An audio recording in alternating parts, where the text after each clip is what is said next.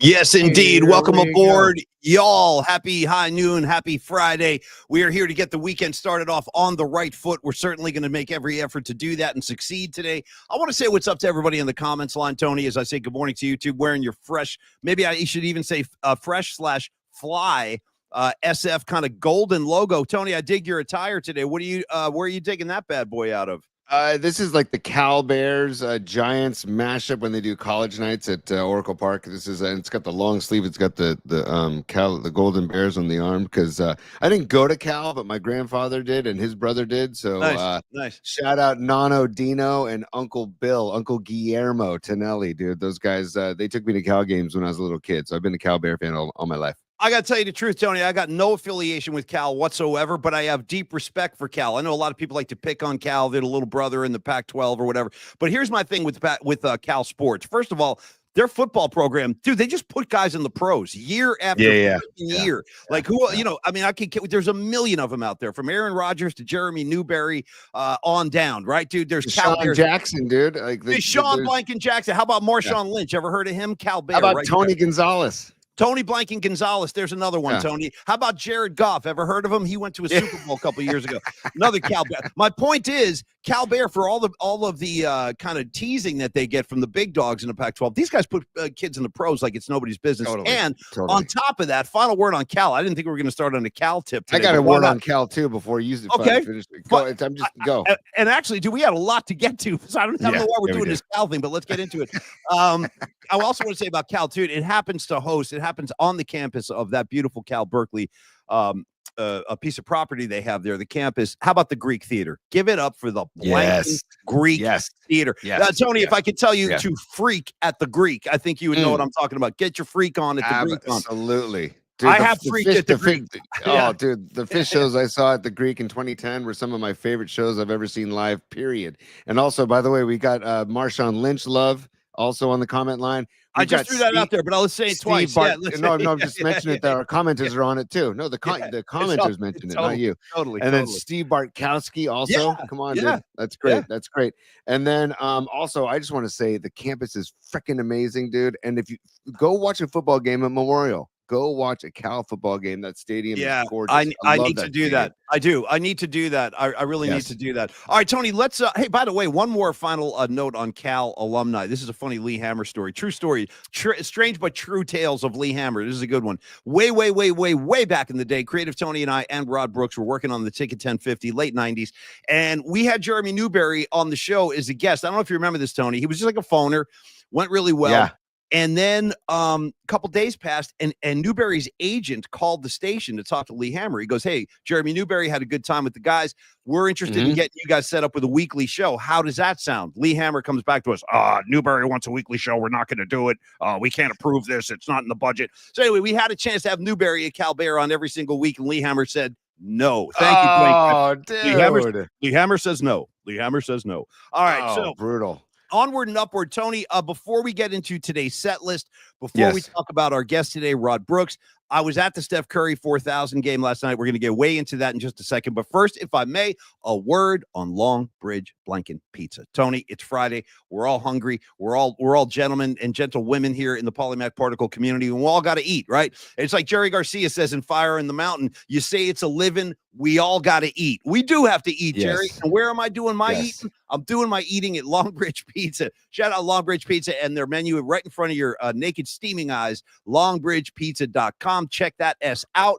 You enjoy the laid-back vibe. You enjoy the serious pizza. Oh, side note, last night, dude, stuck in traffic from effing hell last night. I couldn't get to Longbridge. It was brutal. And my man, Jeff Faust, thank you, Jeff Faust, for the ticket last night. That's my boy. I want to get Jeff on the show next week. He's a bass player in the Freestone Peaches. Great guy, great musician.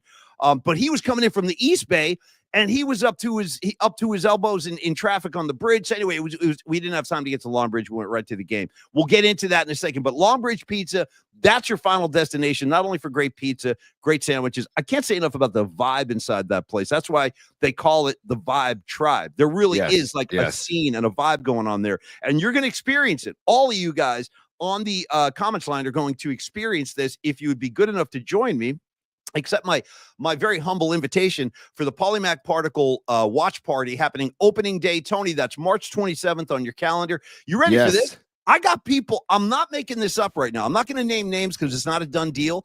But I got guys checking in from 2,000 miles away, opposite corners of this country, saying, I think I'm getting a plane ticket to fly out for the PMP Hell opening day. Come on. I'm not kidding. Come on. So I'm going to bring in some special guests from the East Coast, apparently, for the watch party. So get ready for that. We're going to have all kind of VIPs happening, and we're going to have a great time. We're going to eat pizza. We're going to watch giant baseball, and we're going to celebrate opening day and the return of the summer pastime. Tony, I'll let you get a couple of words on Longbridge Pizza in, and then we got to move on because we got a very busy day in front of us. So the floor just is a few quick words. Their beer selection's phenomenal. Also, our guest today, Rod Brooks, I think is going to be joining us at Longbridge on that fateful day, March 27th. Hells yeah. Yeah. Going to talk to John Lund and Tom Tolbert, Bay Area Sports Collective brethren. See if we can get them out there as well.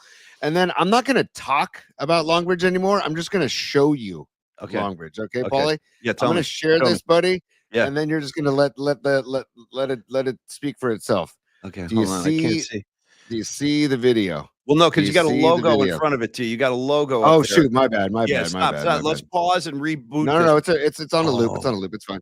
Hold on. Yeah. Wait, is that the chicken parm? Look at it stacked up, dude. That's the chicken parm. Look at this. This is a chicken parm video that Longbridge put out the other day. And I'm like, I got to bookmark this and I got to show it on the show. I'm not going to look at the goodness. I mean, it's just, look at here. There's the roll. There's the seeded roll. See. There is the, mozzarella. Throw it right on. Dude, look at that. Slap it on there. Man. Look at that red sauce. See, it's all about the red fresh sauce. Basil. And the fresh basil, dude. Come on.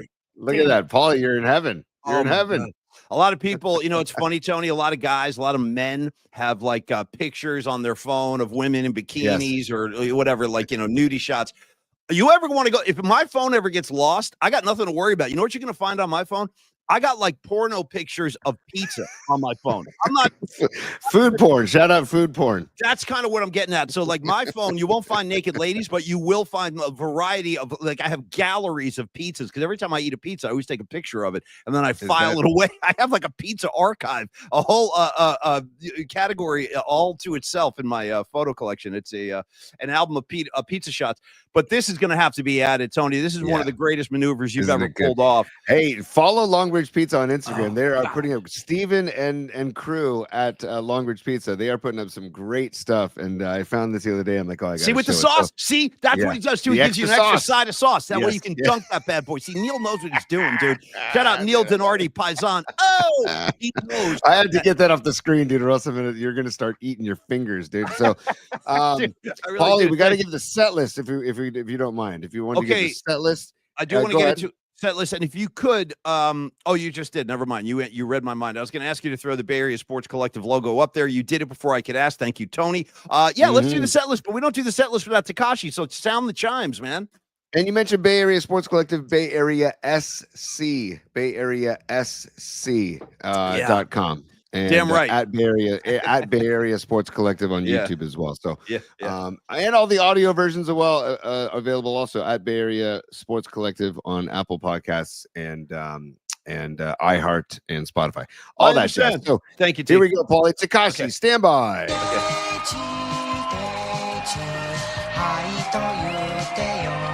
I'm strumming along.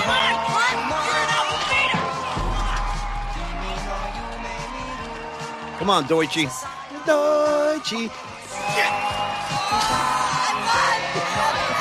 Tony, I want to again kind of remind our audience why we're doing the Tekashi theme song, because the Polymac Particle Army has planted a flag in Japan. Not a joke. That's real. Yes. We have an account on Blue Sky. So we're on Instagram, Blue Sky, Twitter. We're on everything. Like, no matter where you look, you're going to find us. And we had a guy hit us up on Blue Sky last week, checking in from Blanken, Japan. Guy's name is Doug. Sent a very flattering picture of himself. So Doug in Japan, fist in the air for you, my brother. And that Tekashi theme song is for y'all. Tony, go ahead. Doug, I love it. And Paulie got to do this because we asked people to email us, pauliespod@gmail.com. Email us. And John Joseph emailed us something yesterday. Speaking of Japan, I got to present this. I got to present this for you right now, Paulie. You're going to lose it.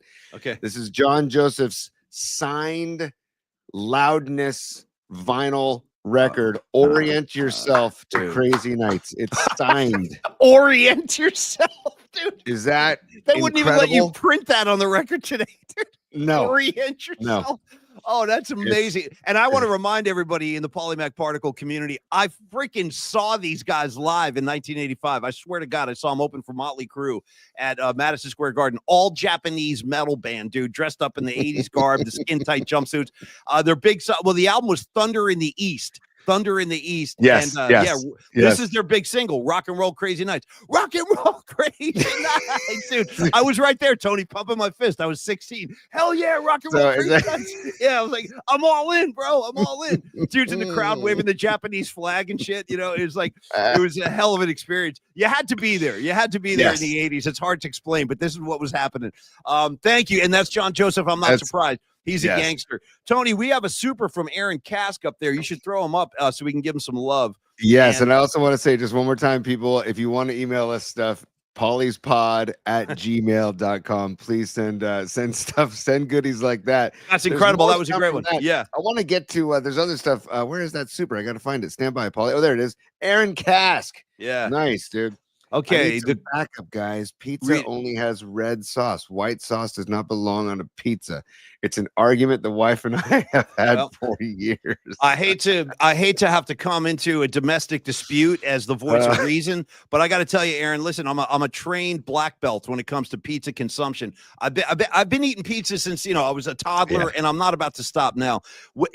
I maintain, now this is just me, my metabolism, because everybody's metabolism is different, but like everybody craves and needs certain things. For me, I gotta have pizza. It's just something I need. The sauce, the crust, the cheese, bam, done. Like those are three ingredients that I just need in my body in order to survive and move on. So I got to tell you, Aaron, right now, I know my pizza. That's the point of that whole preamble. And my point is, you know what I'm saying? I just wanted to qualify my credit. I'm just trying to boost up my credentials. He's right. So here's the thing. And by the way, I did the same thing with my kids. And when my kids were babies, I don't know if I ever told you this, Tony. When my kids were babies, like up in there, baby in your crib. Sorry, you're a baby, and your fathers look down on you. That's John Goodman and Nerds. Thank you, Tony. Yes. When my kids were little, I would put them in the high chair and I would give them pizza crust to gnaw on. Like that was the first kind of solid food they ever did. They were just gnawing on pizza crust. So I raised my kids the same way. Aaron, you're 100% correct, brother. Listen, pizza's made with red tomato sauce. Boom, end of story. Yes. When you're getting too artsy-fartsy with it, you're coming with white sauce. You know what I mean? You're coming with shaved nutmeg helping things like that. I can't, you got cinnamon sticks on the pie, shit like that. What about truffle? What about truffle oil? Nah, I'm going to reject that as well. That's like a new thing. Not a new thing, but that's like a thing that's not original or traditional. Hey, listen, man, I freaking went to Italy a few years ago, and I can tell you the way they attack the pizza over there, it's very simple. It really is. It's just the crust, the sauce, the cheese. Done. Don't overthink it. So, Aaron, I'm with you, bro. It's red sauce or die. Patty from Napa. Look, here come the super. Hold on, yeah. Paulie, you know how Fish does like the song Tweezer, and then they do the Tweezer reprise, or some people call it the Tweeprise. Step into the freezer. Right. Yeah. Dude, Uncle Ebenezer Bowl. Harry Johnson obviously just joined the show, and he's a super. What's up, Harry? And he's saying play Tekashi, dude. Give it to him. Screw it. Double down. Double down. Give it to him. We got a reprise. Yeah, playing in the band reprise. Let's go. Let's go. I'm with you, brother. I'm with you.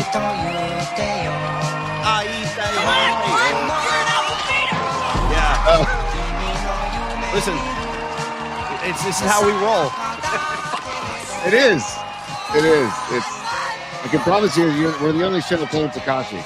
Tony, there's another Tekashi related super. I can't see the name, but I don't know if you can see this. He says, get the super something. It's also Harry again. He's doubling down on his double down. Get him up again. Harry, thank you, Harry. And then it's a third from Harry. He's got the booger quote. There it is. Hey, listen, man.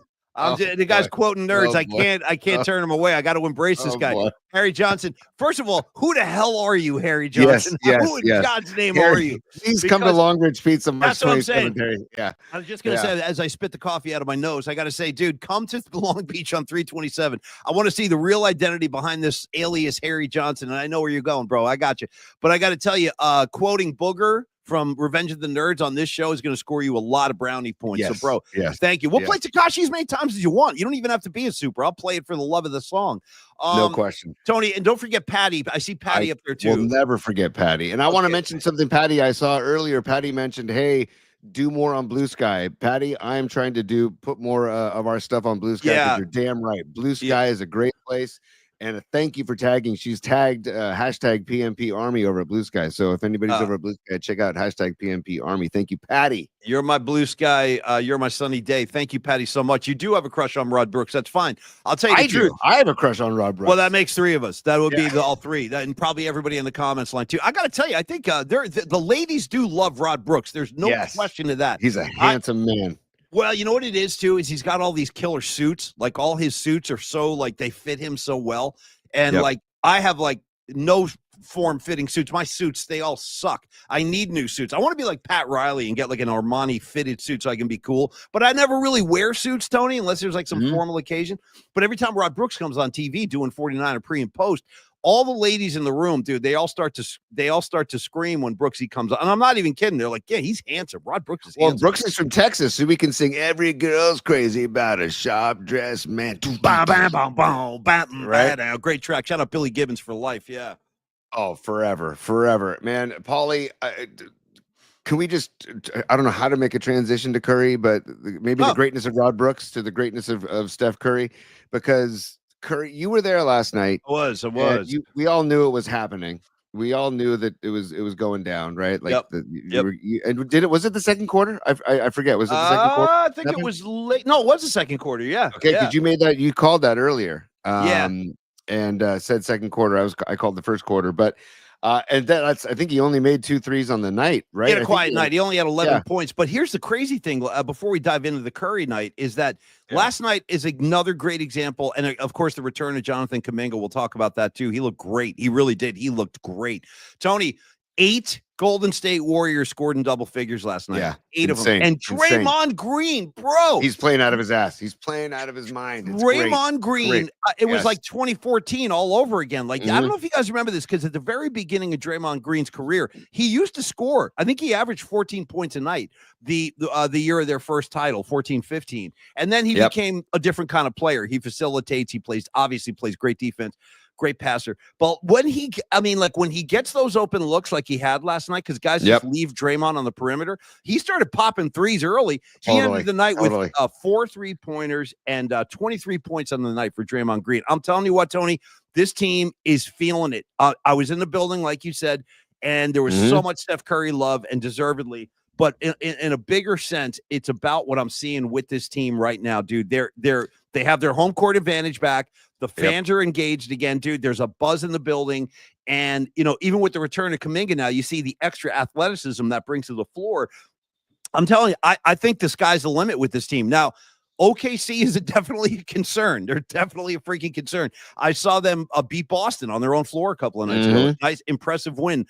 And I think that's the biggest obstacle. I think Denver's a consideration also. The Lakers, even though they're starting to skid a little bit. And by the way, isn't it ironic that every year when the Lakers have a tough stretch of games, LeBron like magically gets hurt? Isn't that interesting? Every year, 6 games in 10 days, LeBron goes down. And it happens. Anyway, I don't want to get into LeBron. We don't have the time to show it, Paulie, but somebody put a mashup together on social media of all of LeBron's flops over his career, and it's highly entertaining. Highly entertaining. They flop. They flop. Yeah, we call them LeFlop. And by the way, we also got to mention too, Paulie. Again, 2 words for you: Buddy Ball. Oh, right? Dude, Buddy Ball. Let me check his numbers last night. No, I know he was going nuts. I think he had 4 threes last night, or what did he have? He did. He was 4-6 from 3, 4-6 from 3, 16 points off the bench. Santos, dude. Santos, 2 of 2 from 3. He had 10 points. To me, Santos. Sorry, buddy. I'll play that.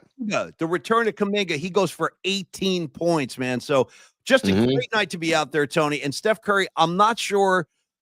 Man, I don't know what else to say about this guy. I mean, we're all watching it in real time. It's hard to compute because where he is in his career at the and by the way, happy birthday, Steph Curry. Today is Steph Curry's birthday. So happy birthday to you, Steph Curry, greatest shooter in the history of basketball. That's incredible.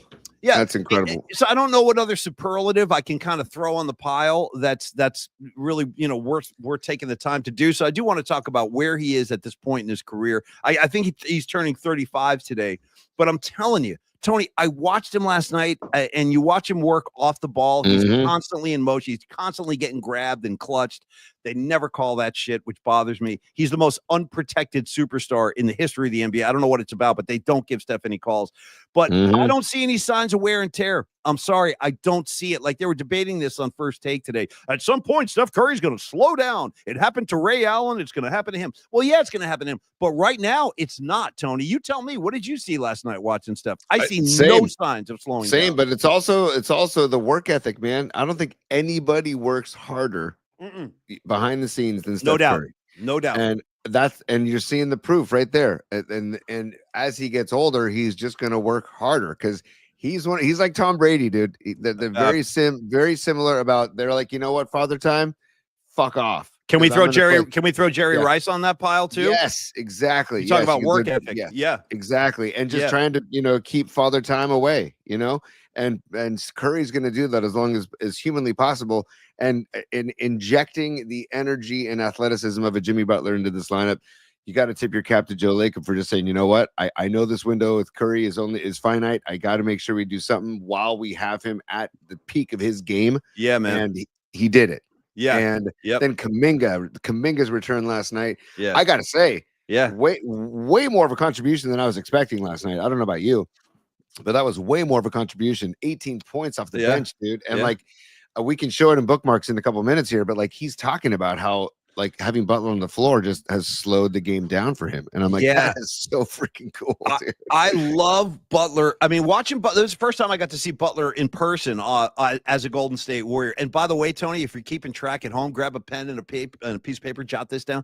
The freaking Warriors are 13-1 when Jimmy Butler plays. 13-1, bro. If the rest of the NBA isn't looking around, starting to raise their eyebrows, say something's going on out there, there is something going on out here. I'm telling you. And every night, when I got home last night, I turned on the Warriors post game show and what's it called, Dub Talk and all that. Shout out my boy Dalton Johnson. That's my guy. Yeah, trying to get him on the show soon. Yeah, I talked to him last week. We'll get him on soon. But they were, Steph Curry was talking about what he's trying to achieve with all these young guys, and he goes, every game right now is a chance to just get a little bit better, little increments of improvement night after night after night, and I think it's already happened, where the mindset now, even with the young guys, Tony, is we're the freaking Golden State Warriors. We win basketball games. Where I couldn't say that in the first half, dude. The body language was awful. Steph Curry was hanging his head. There was so much frustration. It's like a brand new reality out here. So watching Butler in person, one thing I love about him, Tony, is like you said about pace of play. He plays at his own pace. He does not rush or slow down to suit the flow of the game. He makes the flow of the game come to him, and I love that. He's also playing a much more unselfish game than I think in the past. He's dishing and looking. His court vision is really good right now. Yes, it is. The ball, and he's sharing the ball, and I feel like that's a Curry effect. That's a Draymond effect. That is like these guys that have been there, done that have 4 rings under their belts. Yeah, it's like, hey, trust us, trust the process. We will get you there, Jimmy. And I think can we go right into bookmarks, because what we're talking about. I know, because we got Brooks, and I want to do a particle pick before we bring Rod on. Yes. So here we go. Let's get into it. Time sure, go ahead, laugh if you want to. for bookmarks, Maybe that's how you get your kicks. You and your good time buddies. PMP style. I got a flash for you, Joy Boy. Party time is over. All right, Joy Boy. So, Paulie, in the bookmarks, Joy Boy. By the way, I might just be Joy Boy for Halloween. Can you get me a belt buckle, Tony, with big rhinestone letters that just says Joy Boy? Joy Boy. Like one of those big ass, like the kind of belt buckle like Earl Campbell used to wear, those big Texas guys. Like just Joy Boy in glitter. I'll wear it out with skin tight pants. See what happens. Hey, so I'm just gonna go straight on to social media and show this dude, because here we go, Paulie. So I'm gonna pause this and I'm gonna enlarge it, and then look at this. It says everybody loves you, Steph, and look at the assistant coaches. Even the assistant coaches are applauding. It was a real special moment. Yeah.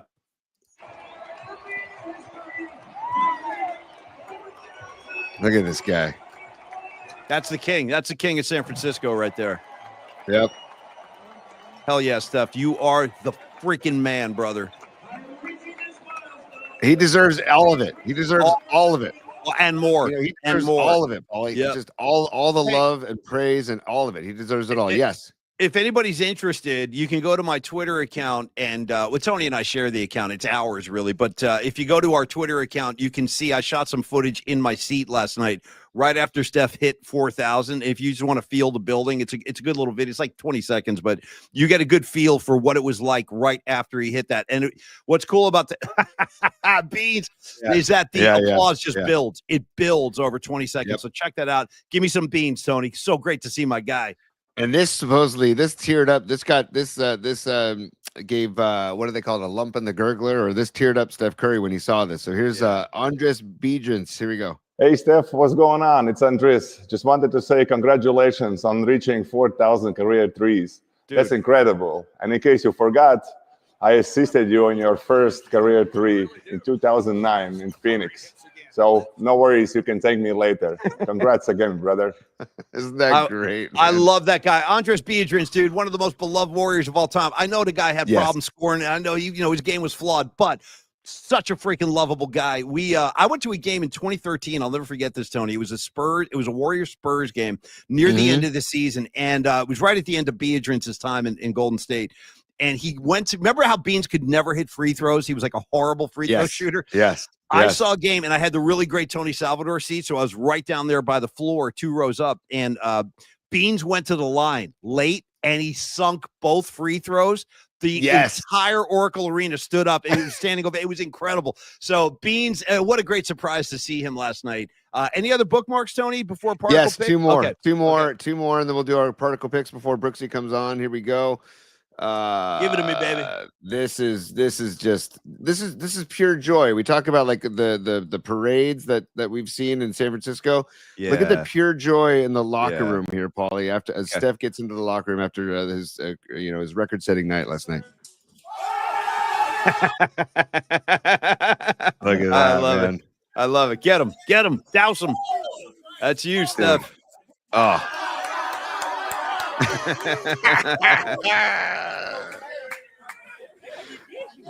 Isn't that great? Who is that? Pod's getting him with the freaking water? Okay. Yeah. I think that was Draymond. Dude, Draymond.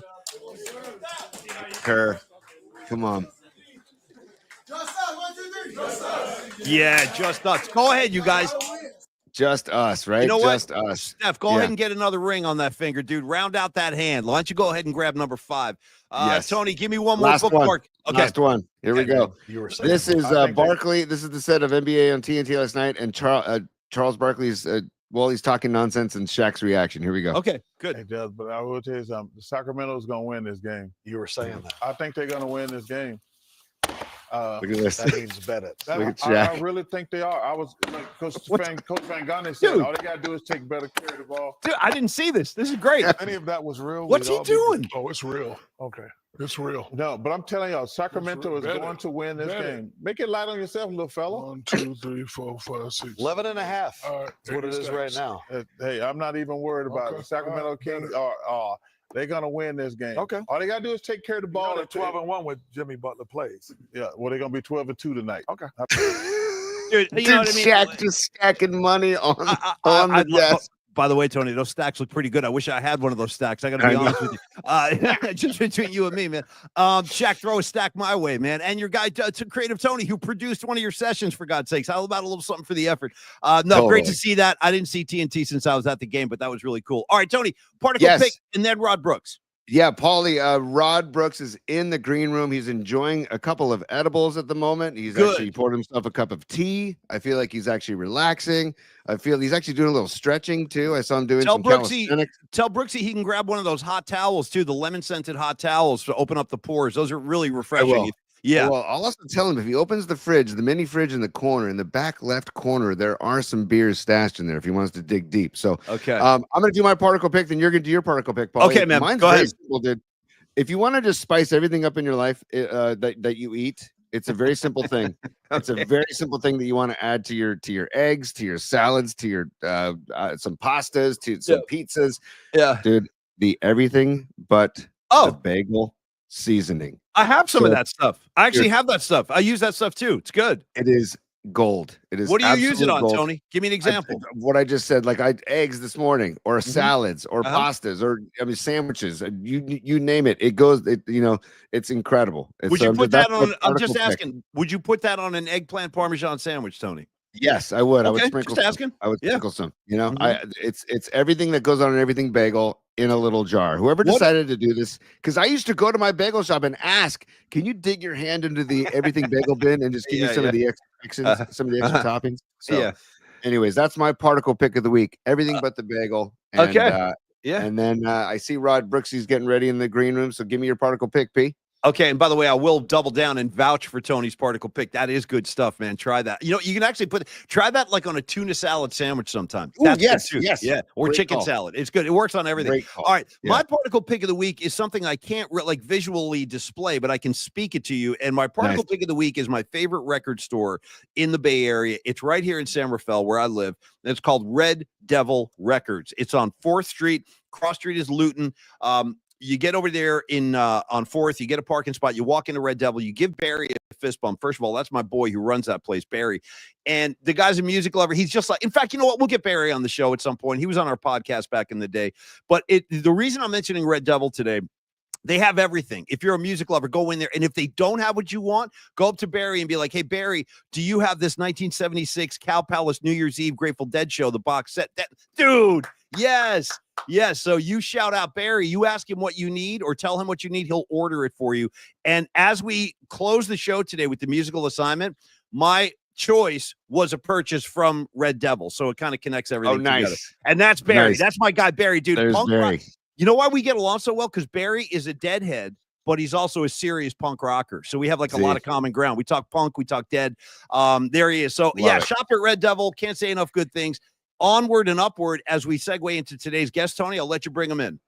I'll bring in Brooksy in a second, but Patty from Napa is on her way out, and she wants to stress again her crush on Rod. I understand. As we let Rod onto the show, she's donating to the Supers Fund. Okay, bring him in. Maybe we should donate that super to Rod, because she's basically saying, I want to compliment Rod. So here I'm bringing Brooksy. Okay, there he is.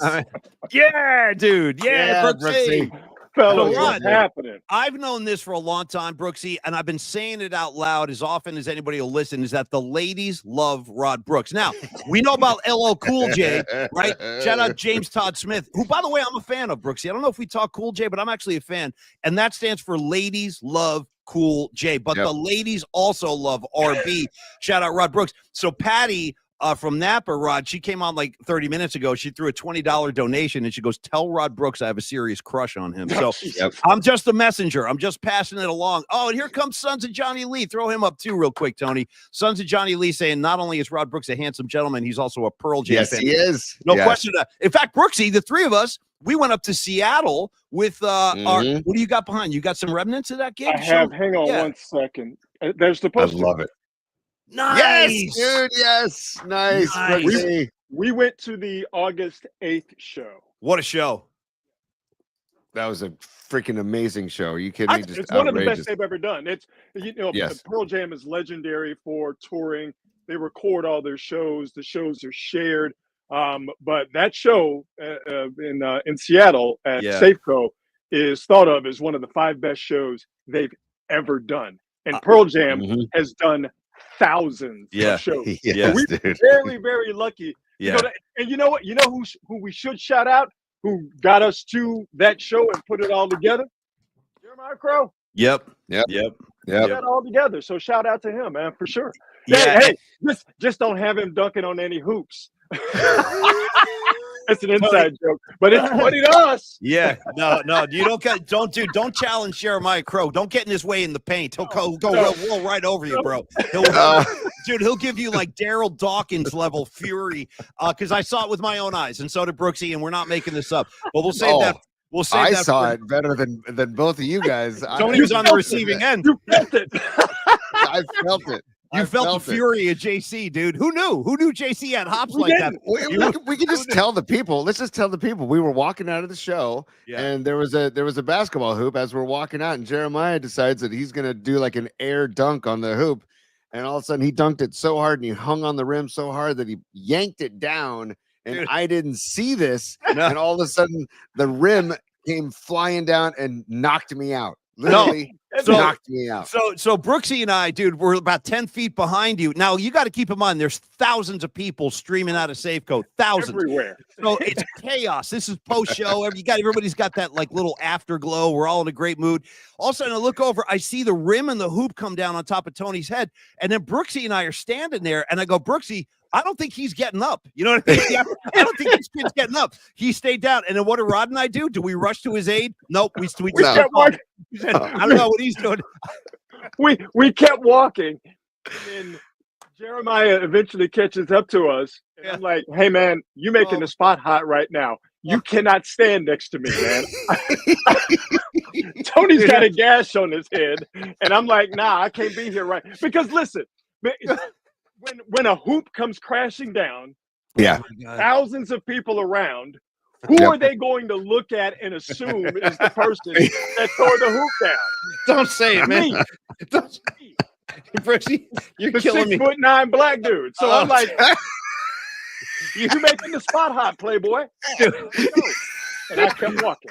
Oh my God, Brooksy. I hate that I abandoned my friend Tony of 28 years. I hate I abandoned you in your time of need, but I was not going to take the rap for Jeremiah Crow. Oh, dude, I get it, Brooksy. And I want to thank I want to thank my lucky stars that I had plenty of extracurriculars in my system where it wasn't near. I didn't feel it nearly as much. I didn't feel it nearly as much as I could have. So I'm frantically scrolling through my phone because in the aftermath of all of this, we wound up in here it is. I found it. Oh my God, I found it. Okay. And I want to put a super up in this. I want to put a super up in a second, Paulie, but show that first. Yeah. Okay. So real quick, here's a document from that night. Now we also have a great friend over in Berkeley. His name is Joe Wallahan, and he does all the camera work. Yeah. Joe he runs the camera crew for the Pearl Jam screens. When you're at the show and you see the stuff on that's Joe running that. So Joe took us on stage. Check this picture out, you guys, if you can see that. That's us on the stage before the gig. That's Jeremiah Crow next to Tony, and I'm with Brooksy.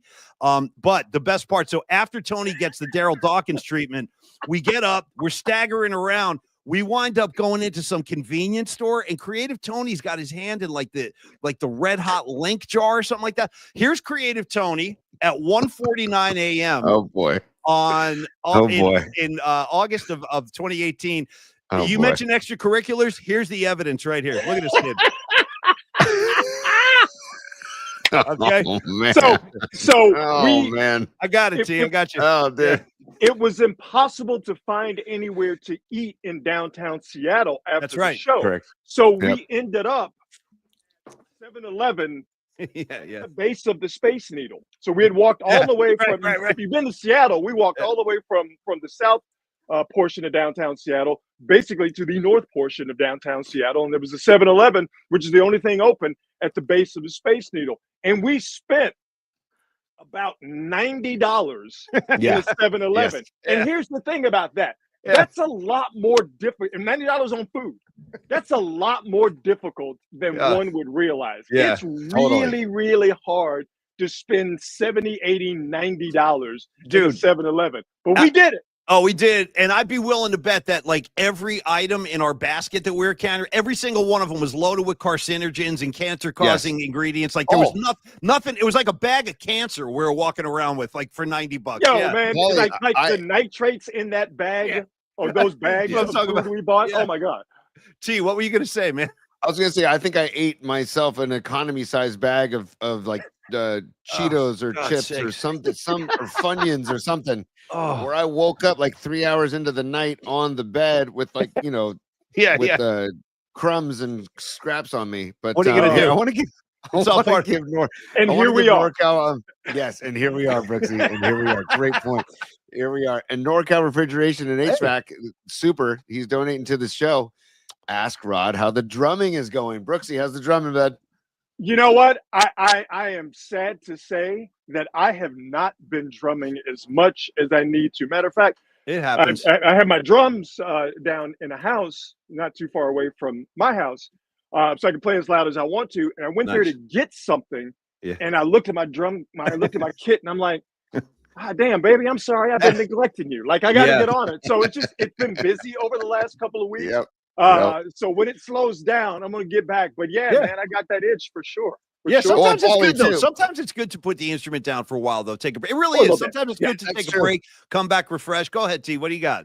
I was gonna say, you know how you can't pick your in-laws, right? You just get what you get, right? Yeah. Well, Brooksy has in-laws that he jams with. Like, I mean, that's a pretty good. You're winning in life if your in-laws want to jam with you. So Brooksy, I applaud that up there. Well, you know what? What was great about that is our band came out of my father-in-law plays guitar. Nice. I play drums. We have a family friend who plays bass, and we have another family friend, Simone, who is the musician. Just an excellent guitar player, could play anything. The reason the band started is because, not that we were too cheap to get a band for our wedding, but we thought, why not just skip that step? That's fun. Play our own wedding. Dude. Yeah. And by the way, Brooksy's wedding, by the way, that was a throwdown too, man. We're still talking about it. Still talking about it. Yeah, well, the best ones, dude, the best weddings live on forever. They're never forgotten. Hey, I can tell you, Tony, you can back me up on this. Came to bachelor party and wedding, nailed both of them. Yes. We nailed them both. Oh, yes. Yes. All right, so boys, while we have Brooksy today, you say nailed them both. I want to, you know who nailed them both last night? Steph Curry and the Golden State Warriors, Brooksy. Gosh. Steph Curry. Listen, I was telling Tony a couple of minutes. I went to the game last night, Rod, and I was in the house. I got to experience the moment, and I think the big picture for me last night was 8 different Golden State Warriors scored in double figures. Jonathan Kuminga comes back, and I'm sitting there watching this team that is now 13-1 with Jimmy Butler on the floor. And I'm saying, Steph Curry hit a milestone. We're going to get to that, but I'm thinking, I don't know, Rod, at this point, the Golden State Warriors are back. They look like they mean business to me. They get all this extra athleticism with Kuminga. They've got youth now with Quentin Post and Santos, and the veterans we already know about these guys. But when you look at the West, Rod, and you look at how the Warriors are playing, tell me who you think the 2 biggest obstacles for the Warriors would be in the West. Well, let me start here by praising the Warriors, and everything you said is absolutely right. What they have now, and one of the main things, if not the main thing that Butler has provided, they have drive. They have drive. They have belief. 2 months ago, they didn't have that. Yeah. Steph looked like a guy who was about to turn 37. Yeah. He looked like a guy whose knees were killing him. They now look like a team that not only believes that they can beat anybody on a game-to-game basis, like they've shown, winning 13-14, but they also believe that they can beat anybody in a best-of-7 series. They were talking about this on TNT last night. Who's the second best team in the West? And really no one could come up with an answer. Denver was the one that everyone was leaning to. Yeah. And that would be the squad that I would lean to. Yeah. But right now, you can make a case for the Warriors, even though, where their record doesn't say that they're the second best team in the West. If we're going with the eyeball test, they sure look like the second best team in the West. Now, here's the problem for the Warriors is that, yes, now they have drive. Now they have belief. Now they have Jimmy Butler, who one of the great things he's done, and this is the hallmark of a great player, is that now he's got everybody in their right positions. And that's why guys are flourishing. Steph doesn't get all the attention, doesn't have to do so much, doesn't have to play point guard and do everything else. He's in his natural position. Moody is in his natural position, and now things are coming easier for him. Podziemski, before he got hurt, things were coming easy for him once Butler got there. Draymond, even though he doesn't like it, he has to play the 5 for them to be successful. He, for this team, is in his natural position. That's what Jimmy Butler has done, along with his play, getting to the free throw line and stuff. But the one thing the Warriors are not going to be able to do, because it don't work like that, they ain't going to get no bigger. And the problem that they are going to run into is the same problem the Lakers are going to run into. When you see bigger teams like Oklahoma City, that's going to be a problem. But if they do see Oklahoma City, it's either going to be in the second round or it's going to be in the Western Conference Final. Oh, man. Tell you what, you go back to pre-Jimmy Butler and the thought of the Warriors playing OKC in the playoffs, deep in the playoffs, possibly for a conference title, was unthinkable. At the time. Right. I think that and I watched, and Rod Brooks, I'm sure you saw this too, but I watched OKC beat the Celtics on their own floor a couple of nights ago. Beat them. beat them. And I was thinking, this is kind of a wake-up call, really, not for people that haven't seen OKC up close like this, to see them play an Eastern Conference team. A lot of people think the Celtics are the big dog back there, and they probably are. Although, Brooksy, I don't know, dude. I see Cleveland. I don't think Cleveland's afraid of Boston at all. I think they'll throw hands with Boston. In fact, who would you like in that series, Brooksy? Just throwing it out there. Cleveland, without a doubt. See? Cleveland, that's another squad where they have size. They get after you defensively.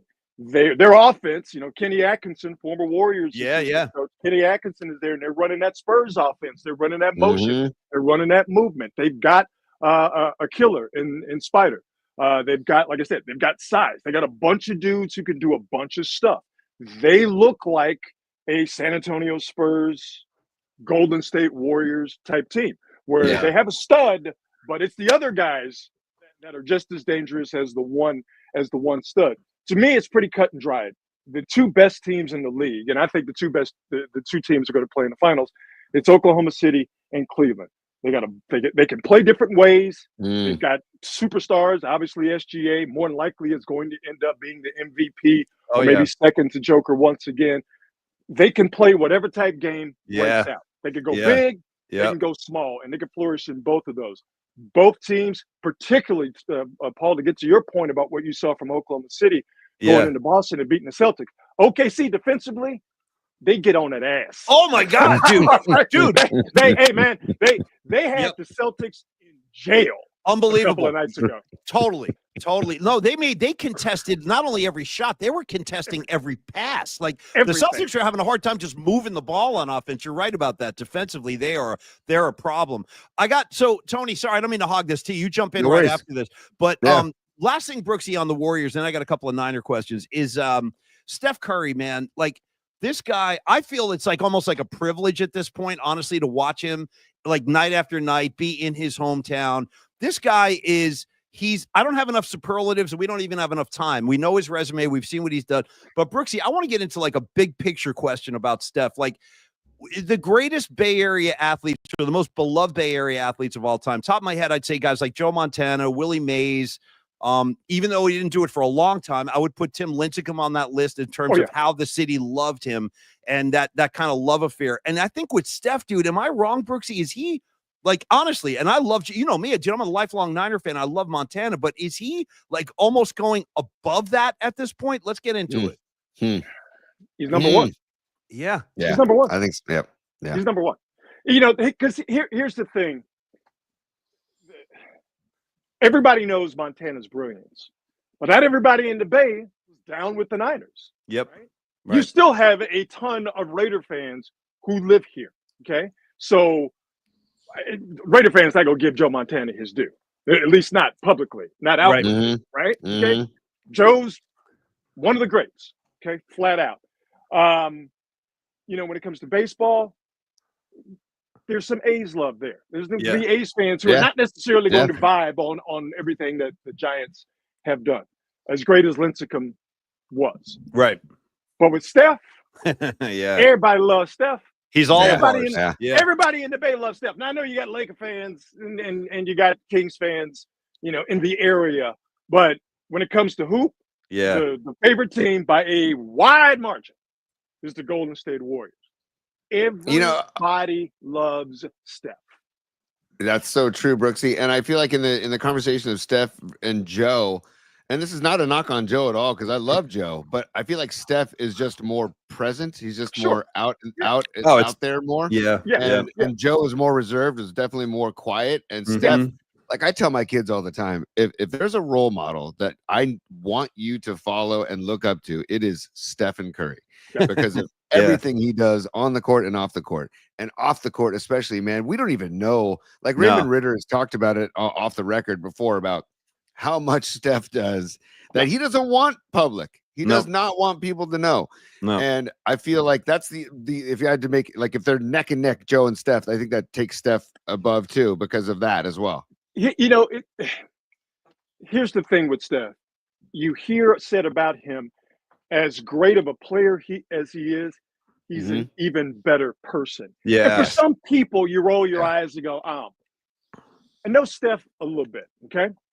We've had conversations about our kids. This was years ago because Right. his oldest daughter and my oldest son are basically the same age, and ran into Steph a few years ago at a funeral, and Steph was there supporting, the person whose wife had passed away, and we saw each other. Hey man, how you doing? Good to see you.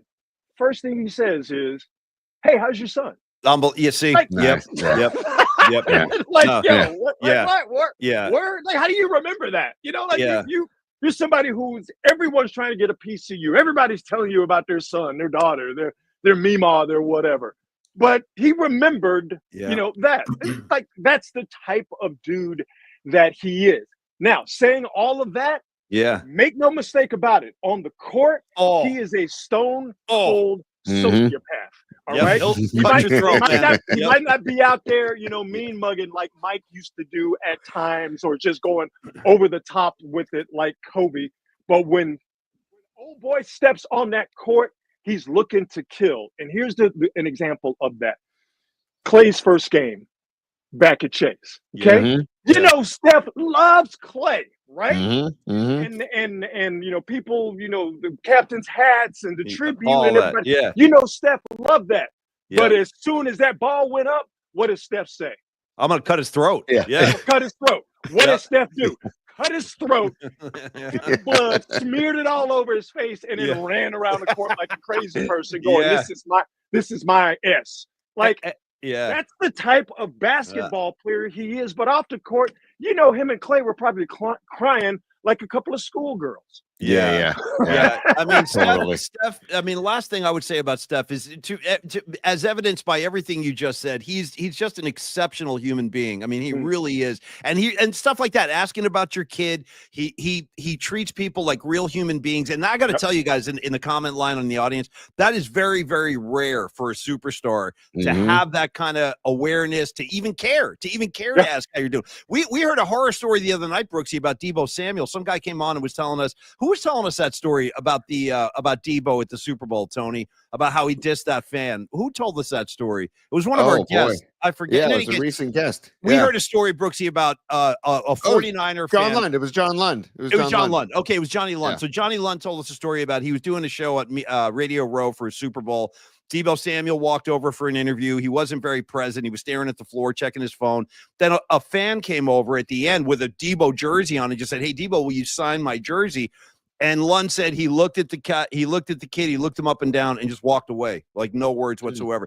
But the point is, the reason I bring that up is because that's an example of the other side of that coin. And Steph Curry's the best that's ever been at what he does, and he's still a good guy. So, and then the final things I would say, Brooksy, is I don't think I've ever seen an athlete in my life in any sport. And I saw Gretzky, dude. I saw Wayne Gretzky at the peak of his powers, but I've never seen an athlete who can literally take your breath away and take the breath out of an entire arena, like, or do it on a global stage, like we saw in Paris. Like when Steph catches fire, I don't think there's any other show like that in sports history. I really mean that.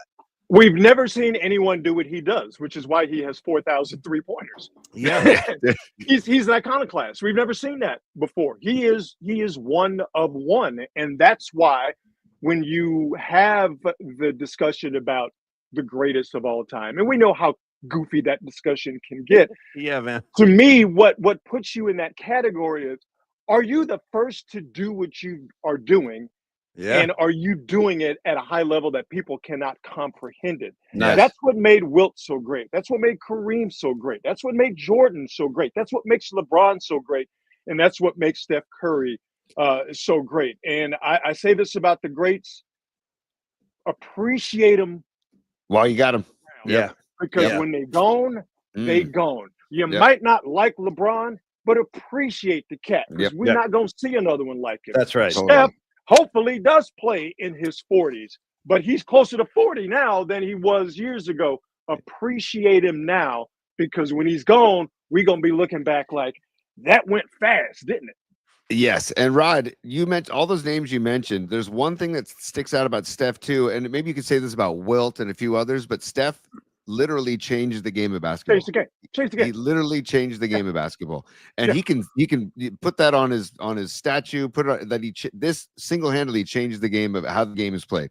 Not another human being ever got on the basketball court and forced defenses legitimately, not token, legitimately go. Once that dude gets within 10, he's got the ball in his hands. If he once he gets to within 10 feet of the half court line, we have to D him up. It's on. Yeah. No one else has done that. No. Well, and now you have guys who, they try to do it, but Steph was the first one where the opposing defenses are like, no, man, we got to check this dude before he gets to half court. Yes. Because once he does that, he's already sized us up, and he's probably going to put a 3 in your eye. And we had Kate Scott on last week, Rod, and Kate had a great point where she and her partner for the Sixers broadcast team were like, he's the only guy that started on fast breaks pulling up at the 3-point line instead of going to the hoop. Seriously. Like that right there is changing the game. He's taking an easy bucket and he'll stop behind the arc and launch it.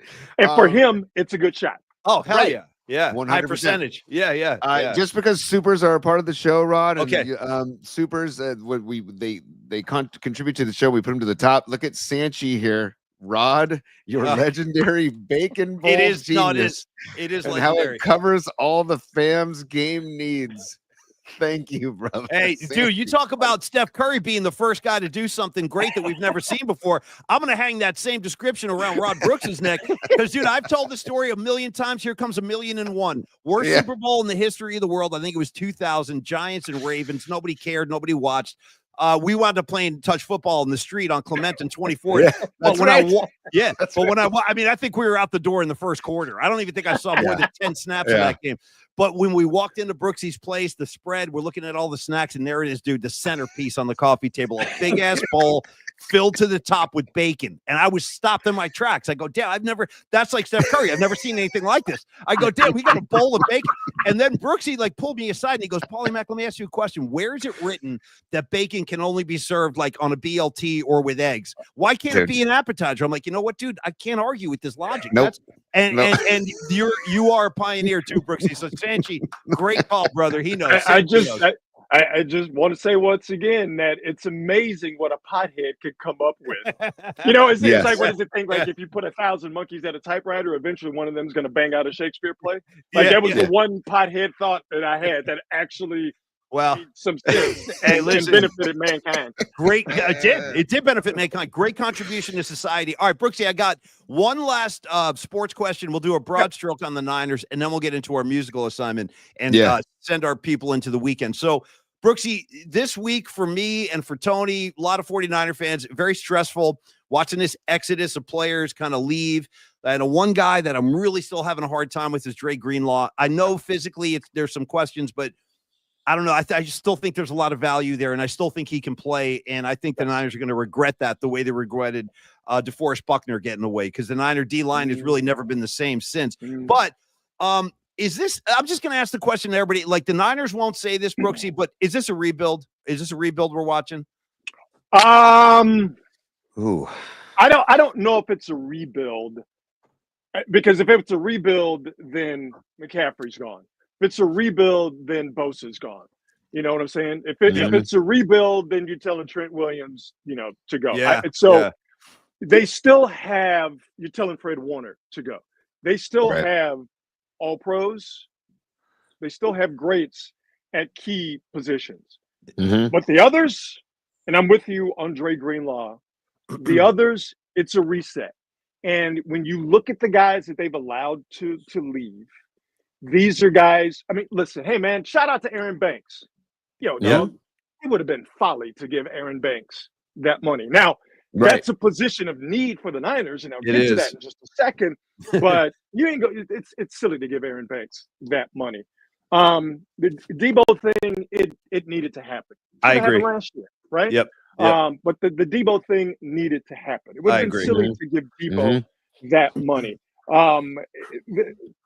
I'm a big fan of Hufanga, but the return wasn't there. He's, I don't want to say injury prone, but it would have been folly to give him that money. So to me, the guys that they've allowed to walk away, with the exception of Dre Greenlaw, I don't have a problem with that. But for the Niners, they have to, as they did last year, they got to get the draft right. And what they're now trying to still dig out from years of not drafting correctly and overspending on guys or staying with guys a year too long, like Debo. So the Niners have 11 picks coming up in this draft. Yeah. I don't think it's out of bounds to say that they got to hit on 5 of them, and the first 2 or 3 have to be dudes who are day one starters, and there is absolute no drop in play. They have to have those guys. And for me, I said this on Niner pre and post on NBC Sports Bay Area. I'll say it to anybody who listens. I said it on Twitter. Offensive guard, defensive tackle. Those are the areas. Yeah. The Niners' big problems last year. And to me, all of their issues can be traced to 3 things.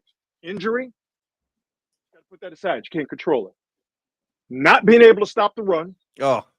Being able to run the ball when they wanted to, when they wanted to. That's why at times they couldn't get off the field on 3rd down. That's why they couldn't convert them. That's why they were so bad in the red zone, because they couldn't run the football. They could not run the football between the tackles. Right guard was fine with Pooney.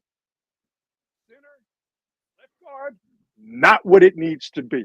They need to, and I think it's going to happen in the draft. I don't think it's going to happen in free agency. They've got to find themselves an interior offensive lineman that they can plug and play just like they did with Pooney. But most importantly, they need guys in that middle who can stop the run, who can push the pocket. So that helps out Bosa. So that it helps out whoever they have on the other side of Bosa, rushing the passer. They were so deficient at being able to stop the run with their defensive tackles last year. It was comical at times. They have to hit there. Now they need to hit at linebacker as well. But I'm a D Winters fan. I liked him last year way more than old boy who quit. But D Winters has to stay healthy. But they got to get linebacker right. Probably a couple of more defensive backs. But to me, defensive tackle, offensive line.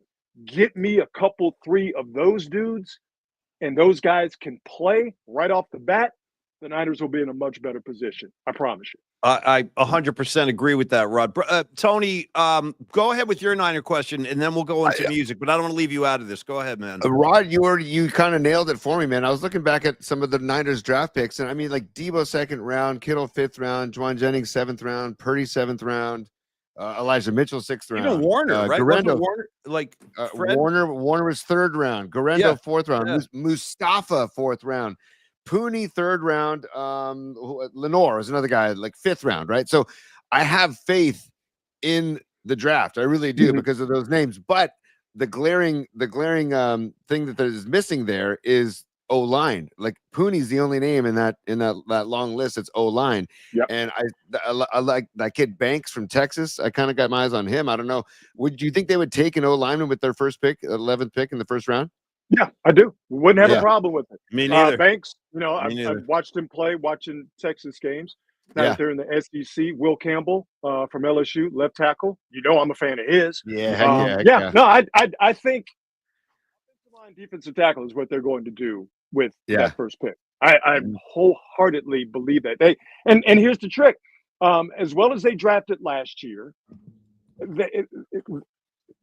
feeling good about them being able to stack back-to-back drafts. I got to see it before I can believe it. And one of the flaws of this John Lynch regime, just to sort of use that as a catch-all term, is that, and you mentioned it, they've been trying and failing to replace DeForest Buckner ever since he left. The track record of the Niners drafted defensive linemen, not good. No, it's not good at all. The guy they get that is drafted and hits, that will be the first one that they've gotten, unless I'm completely forgetting one. And I don't think that I have. No disrespect to Javon Kinlaw. But they got to nail this. They've got to nail this draft. And like I said, I love the late round stuff, man. I dig it. Yeah. I'm not dismissing it. Okay, that's the reason why the Niners have been successful over these past 5 years, and that's why they will continue to be successful. But you can't have these high draft picks and keep missing on them, especially right now because of this desire, which I completely understand, to get younger and cheaper and faster because they were not a very Drake Greenlaw was the fastest defensive player on that team last year. Yeah, I know. So they've got to get younger, they've got to get cheaper, they've got to get faster. How do you do that? Through the draft. They got to hit, man. They got to hit. I love talking Niner ball with Rod Brooks, and obviously we enjoy Rod on NBC Sports Bay Area, pre- and post-game 49ers all season long. He's been doing it for several years. You've been great on there, Brooksy. Thanks for those Niner takes. Now, I want to kind of end the show today by doing, and I want Rod to be a part of this. We're going to do our musical assignment, Brooksy, and that's we basically take a theme from the week and we kind of like attach it to a musical assignment. So here's today's, for example, with all these Niners, beloved Niners kind of walking out the door. We just talked about it.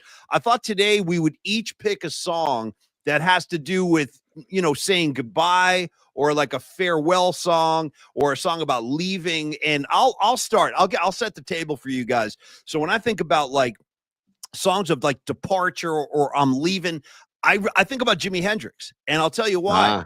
Because like if you look at Jimmy, like at the end of his career, a lot of his songs are about like, I'm leaving this town, I'm packing my bags, I'm grabbing my girl, I'm getting out of here. Like there's a lot of that going on. And so the song I want to pick this is my favorite Hendrix album. It's called the Jimi Hendrix Concerts, if you guys can see that. And I cannot recommend this enough. This is a collection of Jimmy live stuff from 1969 to 1970. Guy sadly passed away in 1970. So 68 to 70. The track I want to play was recorded right here in San Francisco at the Winterland, October 10th, 1968. Look at this picture of Jimmy, by the way, setting the Strat on fire. Go ahead, Jimmy. Light it up, man. Light that bad boy up. So the song I'm going to pick is a blues track. He wrote it. It's called Hear My Train A-Comin'. It's the last song on the album, and it's just Jimmy, you know, the lyrics like, I'm heading to the train station. I'm waiting for that train. I'm going to leave this lonesome town. And then like he just unleashes it. He just napalms the place, dude, with blues licks. Like, I mean, this album right here is Hendrix at his very, very best. I can't recommend it enough. The cover, the front. And by the way, I got this at Red Devil Records, Tony, hence my particle pick of the week. So it's a double set. You know what I mean? It's got the gatefold going, a lot of good Jimmy stuff inside. And Hear My Train A-Comin', Tony. That is my song of departure. That's my musical assignment. Why don't you go next, Tony, and then we'll let Brooksy wrap it all up. Rod's going to close this out. And before we get to my pick, I just want to go Don Peralta, Rod, another super. He said, Rod on PMP. It was a stone groove. Nice. He says, bring Dante next time, Rod. Oh, dude, Dante's welcome anytime, anywhere. I'm a Whitner. We're working on some stuff. We're working on it. You know, Dante's, we're working on it. Okay, man, I got you. Oh man, I need some video of you inside Dante's like walk-in closet, like trying on different garments, dude. Like, what is that? Velvet? This is where I keep my cashmere stuff. This is Moroccan satin. Dude, the guy rules. Freaking rules. Yeah. All right, Paulie, I'm gonna go from my musical assignment, my musical pick for the assignment. I'm gonna go. We're gonna go from Jimi Hendrix, to the Bay Area's own Huey Lewis and the News. Okay, all right. Because the assignment was we're saying goodbye to players. We're kind of the end is here for certain players in the red and gold. And so, first of all, I'm gonna here's the record. Huey Lewis and the News. 2 a.m. Club. That's it, man. That's it. Yeah. Or as Bob Weir likes to call it, the Deuce. The Deuce, y'all. Yeah. But if I'm gonna take off this album, If This Is It, from Huey Lewis and the News. Yeah, right? It's got a doo-woppy. Yeah. Oh, yeah. I first of all, I love this album. Second of all, I love Huey Lewis and the News because of I don't know, their longevity. It bums me out that Huey can't play live anymore because of his hearing. But shout out to Huey Lewis and the News. If This Is It, and don't forget the music video. He's walking the beach of Santa Cruz in the video, dude. Yeah. and Huey Lewis and the News, I think the bandmates are in the sand. Yeah, they're buried in the sand. Just their heads are singing backups. Up. Yeah. If This Is It, right? Yeah. So I think this is it for a lot of the red and gold. So Huey Lewis and the News, that's my pick. On the album 4. By the way, the album 4 is spelled Fore, like Rodney Dangerfield. 4. I got you. I got this at Vinyl Solution in San Mateo, my record store. So nice. Vinyl Solution in San Mateo. All right, RB, the floor is yours, baby. Wrap this bad boy up for us. So a couple of things. It's a damn shame that we don't have physical media music like we used to, because Paulie, that album cover front, back, and then when you open that bad boy up, like that we'll never have that feeling. It's just things are different now. But I know. man, that was awesome. One of the highlights of my life was meeting Huey Lewis. This is back when the Giants were on a roll, and they were singing the national anthem, and we were doing a show before one of the World Series games, or it might have been a playoff game. But anyway, Huey Lewis came down and sat over, and it's like, Huey Blanket Lewis, man. Yeah. I feel, yeah. Power Love, nice, totally. Man. It's one of my absolute favorite songs. But when he hits, that's the power of love, and everything drops out. Dog, it hits you right there. The song I went with, because we know the history of the song and the band, it kind of has a negative connotation, but it's a great song, and it's a great. This is over. We're breaking up. Go Your Own Way by Fleetwood Mac, man. Hell yeah. Hell yeah. Yeah. Nice. I know it's a breakup song more than it's sort of but goodbye, a heartfelt, but it's like, I mean, the lyrics are right there. You can go your own way. Yeah. The Debo was a breakup. I look at the Debo as kind of a breakup. I feel that for Debo too, dude. Go ahead, you can go your own way. Fine, go nuts. Yeah. Have a good time. Have a good time with the Commander. And by the way, I'll tell you this, Brooksy. I actually saw Fleetwood Mac maybe 10 years ago in Oakland. Dude, Lindsey Buckingham, that guitar player, like it's a great guitarist. Guy's a monster. Guy's a total monster. Now, his style is a lot different. He's not like a gunslinger kind of, Eddie Van Halen type, but his style, dude, with that finger picking, I think he makes his own guitars. That guy's a beast. Freaking beast. See, here's where he fits in as being a great guitar player in my mind. The great guitar players are the ones that have a distinct style and a distinct sound. You know them when you hear them. Yes. You know Eddie Van Halen when you hear him. You know Diamond Daryl from Pantera when you hear him. You know Jimmy. And I think you 100% know Buckingham just because of that finger-picking style and the way that guitar sounds in his hands, playing it the way that he does. Brooksy, great freaking choice. Tony, let's do this. Get one more super from Patty up there, and then we're going to wrap it up because she wants to have her own say in this. Patty from Napa, I'm back. Oh. She goes, I finished my meeting early, and her contribution, Joe Walsh on guitar. Another one. No question. Joe Walsh, man. Yes. I could talk about Joe Walsh for an hour, but I'll do that next week instead. Hey, I want to tell everybody too, Brooksy, Tony, everybody listening or watching today, you can go to Spotify or Apple Music and find the playlist. It's PMP Playlist 25. I will add these 3 tracks today. So after the show, I'll put Hear My Train Coming, If This Is It, and Go Your Own Way. The playlist grows every week. You guys cue it up and enjoy anytime you want to. Rod Brooks, thank you for your time today, my man. I know we're going to be talking again very, very soon. Yes, so very soon. Onward and upward, as we like to say in the Bay Area media scene. And Rod, have a great weekend, man. We'll talk again soon. Dude, love you, Rod. I love you guys, man. Y'all be easy.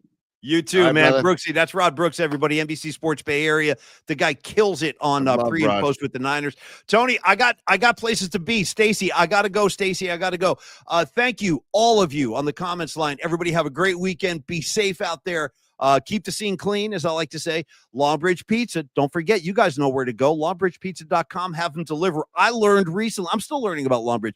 They deliver to the Sunset District. They deliver to the rich. That blows my doors off. I might move back to the city just so they can deliver me some pie.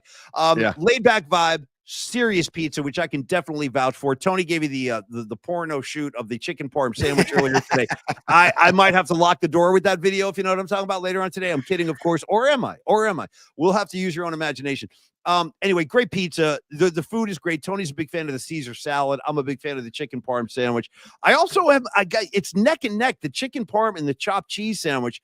They're going neck and neck now. Yeah, give me some more beauty shots if you could. Let me take the banner off for a second, P. Hold on a second. Fine. And I'll go ahead. Keep going. No, I want to see so I can describe. Look at that. See how they stack up the cutlets, bro? They stack them. Look at that, dude. I think you're getting 3 cutlets per Sankey. That's insane. Yeah, look dude, at that's there you 3 cutlets stacked up, Tony. The Sesame Seed, you're killing me right now, too. Hey, Paulie, also, too, the Dubs and Knicks tomorrow at Chase Center. I think it's a 5:30 jump, so get to Longbridge before or after the game. If you're going to Chase Center, they're only 3 blocks south of Chase Center. And also, if you're coming from the peninsula, take the freaking train. You heard Paulie talk about trying to get to Chase Center last night. Take the train, enjoy yourself on the train, and walk 7 minutes up and walk through the dog patch, which is a great neighborhood anyways. It's a great walk. Walk through the dog patch and get to Longbridge on 2347 3rd Street. And yeah, dude, look at chicken parms on Wednesdays, square pizzas and Detroit style pizzas on Thursdays, smash burgers and chopped cheese on Tuesdays. I mean, the reason why I put this up, Paulie, at the beginning of the show and at the end of the show is just we can talk about it all we want, but you got to see it too. Yeah, you do. You know? You do. I like how you said that. And listen, we can talk about it all you want, but yeah, I like how you said that, Tony. That should be like their slogan, Longbridge Pizza. You can talk about it all you want, but you got to come and see it to believe it. And look at this. For me, it's that sauce. It's food porn. This is food porn, and I'm proud. I got to admit, I'm getting aroused over here. I'm kidding. Everybody dunking it in the sauce in the extra right in. No, right with no second thoughts. Slam it in that sauce, dude. Get violent with it. Yeah, dude. Oh, drape it on there. God bless America. That looks good. All right, you guys know the drill. You guys know the drill. It is Longbridge Pizza. My friends, John Joseph, aspiring botanist, Christian Narag, Don Peralta, Miguel. Who am I forgetting? Did I say John Joseph? I'll say it twice if I need to. Thank you guys so much for all your support. You guys, last super of the day, give me the aspiring botanist. Hey, Rags, this is for you. Get him up there. Rags, we're starting to go funny now. We're trying to fly Rags' ass out here. I will tell you this. If you've ever heard the expression life of the party, that is how you describe Rags. Yes. He is the life of the party times 100 on steroids. That's Rags. You want to have a real party, you got to bring his ass out here. Rags, the invite, the challenge is there. It's up to you. You got to get on a plane, fly your ass out here. I'll handle the rest, if not for this opening day party, somewhat very soon. All right, we got to go. Stacy, dismiss the class. Tony, if you could, let our friends get about there.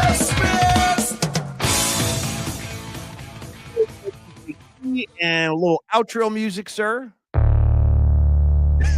talking about. Shout out DJ Robbie. Let it hit you. Yeah, let it hit you. Yeah, let it wash over me. Let it wash over. The beat's gonna kick in here. Man, DJ Robbie. Man, did he nail that? Did he just nail that? And who else I want to thank? Matt Stenson, I see you. I see you as well. Everybody be cool. Have a great weekend. Tony, thanks for everything you did this week. Great week. A lot of fun. Thank you, Paulie. Love you guys. Love you. I love the PMP Army. And I also want to thank Don Peralta, who's doing a ton for us behind the scenes in preparing for the watch party on March 27th. And we're going to have Neil and Andrew or Andrew, one of the two, on before the watch party, just to, talk about Longbridge and get some more particulars. And also so you guys can meet those dudes before March 27th. So longbridgepizza.com, get your pizza. All right, thank you. Get your pizza. Get your pizza. What? Get your pizza. Get your pizza. It's a new track I'm working on. All right, Tony, have a great weekend, man. Oh, and don't forget, next Wednesday night, we got that rescheduled Patrick Connor hit. So all you pecan enthusiasts, he's coming. We got him next week when he's healthy. Everybody be cool. Have a great weekend. Keep the scene clean. We'll see you Monday on Polymax Particles. Peace, y'all.